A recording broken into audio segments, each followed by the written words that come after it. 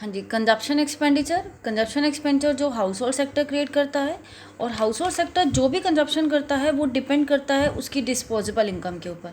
Disposable income जैसे भी मैंने आपको एग्जांपल से बताया, तो जितनी ज़्यादा डिस्पोजेबल इनकम इंक्रीज़ होती जाएगी उतने ही ज़्यादा कंजप्शन भी इंक्रीज़ होता जाएगा। दैट मीन्स कि जो भी हाउस होल्ड सेक्टर जो भी कंजप्शन करता है वो सारा हमारा कंजप्शन एक्सपेंडिचर में इंक्लूड होता है। नेक्स्ट आता है इन्वेस्टमेंट एक्सपेंडिचर। इन्वेस्टमेंट एक्सपेंडिचर, अब इन्वेस्टमेंट कौन करता है? इन्वेस्टमेंट एक जो भी हम एज्यूम करते हैं, इन्वेस्टमेंट सब करते हैं, बट हमारी यहाँ पे जो असम्पशंस होती है कि इन्वेस्टमेंट सेक्टर करता है एक प्रोड्यूसर सेक्टर, एक प्रोड्यूसर ही करता है। दैट मीन्स कि प्रोड्यूसर सेक्टर जो भी अपने प्रॉफिट के अर्न के लिए जो भी एक्सपेंडिचर्स जो भी इन्वेस्टमेंट करता है, that is called investment expenditure. मतलब ये वो टोटल एक्सपेंडिचर होता है जो प्राइवेट फर्म्स करती हैं कैपिटल गुड्स के ऊपर, and it include addition to the stock of physical capital assets such as the machinery, equipment, building etc. Okay मतलब जो प्रोड्यूसर सेक्टर्स कर रहे हैं, जो भी प्राइवेट फर्म टोटल एक्सपेंडिचर जो भी क्रिएट करता है कैपिटल गुड्स के ऊपर, वो सब हमारा इन्वेस्टमेंट एक्सपेंडिचर्स में इंक्लूड होता है। नेक्स्ट आता है गवर्नमेंट एक्सपेंडिचर। अब गवर्नमेंट एक्सपेंडिचर का जो भी एक्सपेंडिचर होता है हम उसे कहते हैं कलेक्टिव एक्सपेंडिचर। ये कलेक्टिव एक्सपेंडिचर्स करते हैं। कलेक्टिव एक्सपेंडिचर का मतलब कि ये कंजप्शन भी करते हैं और इन्वेस्टमेंट भी करते हैं। एक पुअर सेक्टर्स के लिए कंजप्शन भी करते हैं और हमारे लिए इन्वेस्टमेंट भी करते हैं, जैसे रोड, डैम, ब्रिजेस बनवाना।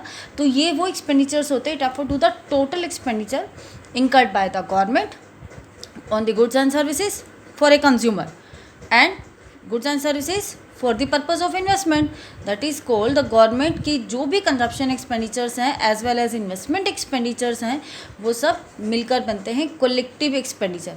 कंजप्शन एक्सपेंडिचर होता है जो पब्लिक की नीड्स को पूरा करते हैं, जैसे लॉ एंड ऑर्डर के लिए किया जाता है, एजुकेशन के लिए किया जाता है, हेल्थ और ट्रांसपोर्ट के लिए किया जाता है, वो सब हो गए कंजप्शन। और इन्वेस्टमेंट एक्सपेंडिचर में इंक्लूड होते हैं जैसे construction of road, highway, road, power plants etcetera.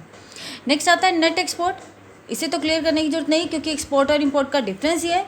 Export indicate demand for the goods and services produce with the domestic territory by the rest of the world, मतलब by the rest of the world जो बाहर हम export करें और import जो हम purchase करें। तो जो डिफरेंस है दोनों का एक्सपोर्ट और इंपोर्ट का, that is called net export. तो ये आपके कंपोनेंट कंप्लीट हो गए। आज के टॉपिक में आप एग्रीगेट डिमांड और उसके कंपोनेंट, मेन इंपॉर्टेंट टॉपिक है इसका कंपोनेंट का, तो आप आज इसे लर्न करिए। एक चीज़ और बता देती हूँ कि एग्रीगेट डिमांड में हम जो भी इसको अगर डायग्रामेटिकल प्रेजेंटेशन करें तो एग्रीगेट डिमांड C+I के ही इक्वल एज्यूम किया जाता है। हम इसे टू सेक्टर इकोनॉमी का ही मॉडल लेके चलते हैं कि एग्रीगेट डिमांड में इंक्लूड होता है C+I, कंजप्शन प्लस इन्वेस्टमेंट। अगर मैं इसको एक डायग्रामेटिकल प्रेजेंटेशन करूं तो मेरी इनकम अगर लेट एज्यूम दैट 0, 100, 200, 300, 400, 500 ये इंक्रीज़ होती जा रही है। मैंने एक सेम रेशो में इंक्रीज़ किया, सेम रेशो में इंक्रीज़ करना है आपने इसको। अभी आपको थोड़ा सा और आगे क्लियर करेंगे कि हमने ऐसे क्यों किया। कंजप्शंस है 40, 120, 200, 280, 360 एंड 440। इन्वेस्टमेंट जो होती है हम यहाँ पर अपना एक कांस्टेंट लेके चलते हैं। इन्वेस्टमेंट के टॉपिक को भी मैं क्लियर कर दूँ कि यहाँ पर इन्वेस्टमेंट जो है हम वो कांस्टेंट क्यों लेके चलते हैं, क्योंकि इन्वेस्टमेंट भी ना दो तरह की होती है। एक होती है ऑटोनॉमस और एक होती है इंड्यूस। हमारी जो एग्रीगेट डिमांड की जो भी हम स्टडी कर रहे हैं ना, ये एक शॉर्ट टाइम पीरियड की स्टडी होती है।